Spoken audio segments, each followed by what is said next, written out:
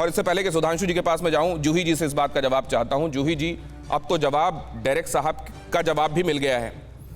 अब ये इस सब के बीच में अगर सत्तारूढ़ पार्टी को जवाब के साथ आना पड़ रहा है, तो क्या आप लोगों को यह भरोसा नहीं है कि आपके वोटर को यह पता होगा यह सच, अगर आपने वाकई उनके साथ ये सब किया है तो? जी एकदम पता है, वोटर को सब पता है। वो तो रिजल्ट के टाइम ही आपको सबको देखने के लिए मिलेगा। स्वास्थ्य साथी जो कार्ड दीदी ने बनाई है मेडिकल इंश्योरेंस के 5 लाख रुपया, वो किसी को जाति धर्म कोई भेदभाव नहीं है, वो APL BPL नहीं दिखाया गया है उसमें। सभी लोगों को स्वास्थ्य साथी का कार्ड मिला है, फैसिलिटी सबको मिल रहा है। और आयुष्मान भारत में क्या है, सिर्फ BPL लोगों को मिलने। आपने महत्वपूर्ण बात कही है, इसको जरा शुभ्रस्ता से मैं शुभ्रस्ता, और मैं उम्मीद ये करूंगा कि आप इसका जवाब जब देंगी तो वाकई एकदम एपॉलिटिकल आपका जवाब रहेगा। मैं ये समझना चाहता हूं कि अगर मैं किसी जगह का वोटर हूं और वाकई मेरे लिए वहां की पॉलिटिकल पार्टी ने कुछ किया है जो सत्तारूढ़ है, तो क्या उस पॉलिटिकल पार्टी को आकर मुझको बताना पड़ेगा, देखो मैंने तुम्हारे लिए ये किया है? मुझको एहसास नहीं होगा, पता नहीं होगा? सरकार में जो IPRD डिपार्टमेंट होती है दिनेश जी, उसका मूल काम यही होता है कि वो जाए जनता के बीच में सरकार की पॉलिसीज को कम्युनिकेट करे। अब सेंट्रल गवर्नमेंट की पॉलिसीज कम्युनिकेट हो रही हैं या ममता बनर्जी की पॉलिसीज कम्युनिकेट हो रही हैं, ये तो हम वक्त बताएगा हमें। लेकिन एक बात ये निश्चित रूप से है दिनेश जी, जो मैं बहुत बहुत तटस्थता से कहना चाहती हूँ कि हमारे देश में और भिन्न भिन्न प्रदेशों में चुनाव के पहले पॉलिसी पे चर्चा कम होती है, और ये बहुत दुर्भाग्य है इस देश का। क्योंकि बहुत अच्छी बात है कि हमारे देश में एक ऐसे प्रधानमंत्री हैं जिन्होंने सर्वस्पर्शी कई योजनाओं को लेकर के ना केवल उसकी पहल की है, उसका क्रियान्वयन हो रहा है। जैसे आप उज्ज्वला स्कीम को ले लीजिए, उजाला स्कीम को ले लीजिए, कितने घर रोशन हुए इससे। लेकिन अनफॉर्चुनेटली दुर्भाग्यपूर्ण बात यह है कि हर चुनाव के पहले, खास करके जहां पे विपक्ष पक्ष में रह करके चुनाव लड़ रहा होता है, वहां पे कहीं ना कहीं हिंसा और कहीं ना कहीं विचारधारात्मक लड़ाई सबसे पहले चली आती है। पॉलिसी इश्यूज कहीं एक तरफ चले जाते हैं। अब सवाल यह है कि ऐसे में एक पॉइंट और रेज किया गया है और कहा गया है कि IT हब है वेस्ट बंगाल, और आने वाले दिनों में इसको सिलिकॉन वैली में तब्दील कर दिया जाएगा। सुधांशु त्रिवेदी जी के पास चलते हैं। मतलब आप लोग यहां से जो टीम जाती है भारतीय जनता पार्टी की, वो निराधार आरोप लगाती है ममता बनर्जी की सरकार के ऊपर। सुधांशु जी, देखिए, क्या आधार क्या हकीकत।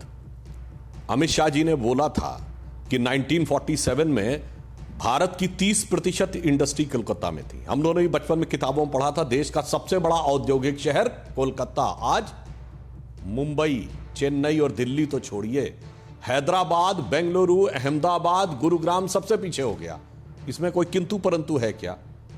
आप IT हब की बात करते हैं।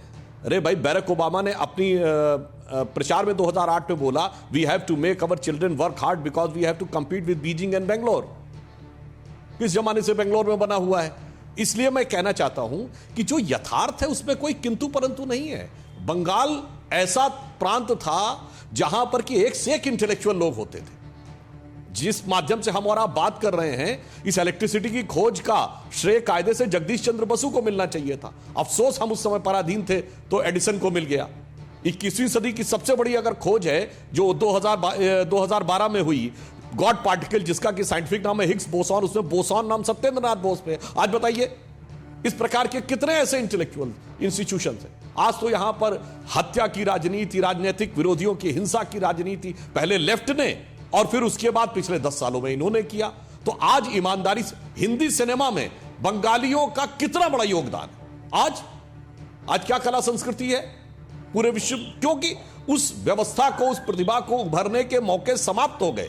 अब ये मैंने ऐसे उदाहरण दिए जिसके लिए आंकड़ों की जरूरत नहीं है, जो सबको सामने सामने दिखाई पड़ रहे हैं कि किस स्थिति में बंगाल था और कौन कहां पहुंच गया। और सबसे ज्यादा मुझे दुख जानते क्या होता है दिनेश जी, जब यह कहा जाता है कि बंगाली अस्मिता की बात, दुर्भाग्य की बात है, जिस प्रांत से वंदे मातरम और जन गण मन दोनों निकला, जहां से उन्होंने ये कहा कि संपूर्ण भारत माता, जहां रामकृष्ण परमहंस ने कहा कि हिमालय मेरा मुकुट है, विंध्याचल मेरी मणिमेखला है, पूर्व और पश्चिम घाट मेरे पैर हैं और मैं भारत हूं, वहां पे कहा जाता है कि क्षेत्रीयता की बात। तो मैं ये कह रहा हूं, बंगाल की संस्कृति हो, बंगाल की प्रतिभा हो, बंगाल की बौद्धिकता हो, बंगाल का औद्योगिक विकास हो, सब कुछ नीचे गया है। इन 74 सालों में एक दिन भी भाजपा की सरकार नहीं रही। हम उसको पुनः स्थापित करेंगे और यही हमारे संस्थापक श्यामा प्रसाद मुखर्जी जी को हमारी सच्ची श्रद्धांजलि होगी, जो इसी बंगाल के सपूत थे।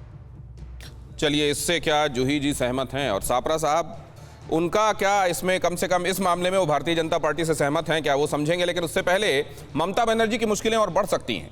शारदा स्कैम पर कल होगी सुप्रीम कोर्ट की सुनवाई। कोलकाता के पूर्व पुलिस कमिश्नर पर सुनवाई होगी। सीबीआई ने राजीव कुमार की हिरासत की मांग की है। कल सुप्रीम कोर्ट में इस याचिका पर सुनवाई होने वाली है। फिक्र आपकी, सोमवार से शुक्रवार रात 9 बजे सिर्फ TV9 भारतवर्ष पर।